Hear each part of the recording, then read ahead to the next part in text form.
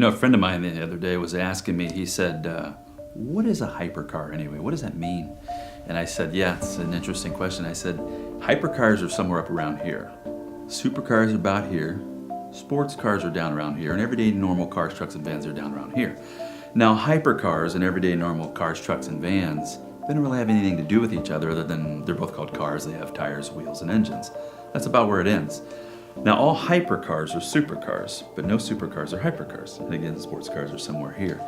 Hypercars are extreme. They're typically 500 or less. In some cases, 100 or less.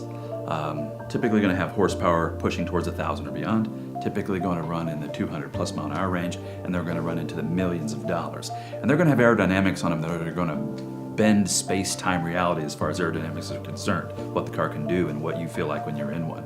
So I just love them. To me, it's one of those things that's a deep passion for me. And I love the supercars and the sports cars too, but the hypercars are the one that really just gets right in here. And he says, okay, I think I got that. And he said, but what's this stop selling, start serving? What does that even mean? How does anything get done? And I said, well, it's an interesting question because to me, if you put the right people, circumstances, and situations together for the right reasons, it just seems to happen seamlessly. There's no real effort involved. It just happens. And so for me, the curator portion of the hypercar side of it it's a reminder for me to serve. Because a curator is a service. It gives, it's helping, it's service, and it's not selling. And so for me, it's not being a go-getter, it's being a go-giver.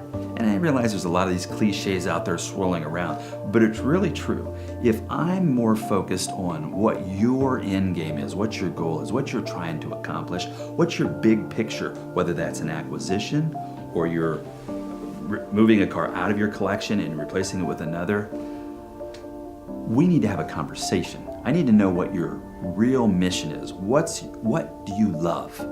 What is it about this whole thing is your motive? Are you a collector or are you someone that's trying to make money? Because those two things are going to take our conversation in a very different manner. I'm more for the collector-minded individual because he operates from a position of passion, and that's very enjoyable for both parties. Wallace Wattles said, leave every person you come in contact with the impression of increase.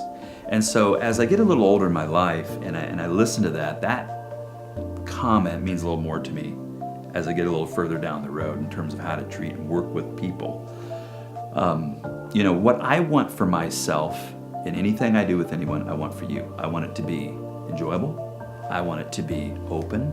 I want both of us to just spell out what we're trying to do for one another and then operate from that position of honesty and openness and an end goal together, whether that's setting up, you want to have a collection and you want me to help you structure that, set it up, hire your own curator, I can do all of that. If you need consulting or you want to just call me or email me, I do brokerage. I can help structure brokerage, can help structure consignment, auction representation. You might have seen me in the past doing auction representation on the Floyd Mayweather Jr. car, the Koenigsegg. We did that through Mecum auctions, and it aired on NBC Sports. And that was kind of a documentary about the car, and then the car was auctioned later. So if it's a consignment, you want to find that one of two cars, the Floyd Mayweather Koenigsegg Jr. car. There was two in the world. That's not easy to find. The other one was in Switzerland. So if you're looking for something that exclusive or just a normal exclusivity, you want me to help you form a dealership relationship for a new car line, there's a process to that. There's steps to that. And you have to know what they are to operate successfully with the dealership relationship if you're going to build a collection acquiring new cars at MSRP when they're new. So basically it's give me a call, give me an email, let's talk, because before you make a move or you make a decision, I can probably offer a lot of advice to you, happy to give it to you, happy to share it with you from my experience of what we've done. We've done the most hardest to acquire cars to everyday supercars or sports cars. But if it's that special hypercar you have that you want to move along, or one that you want to acquire, give me a call or an email, and I'm pretty sure I can give you some advice that can help you with your end game and goals.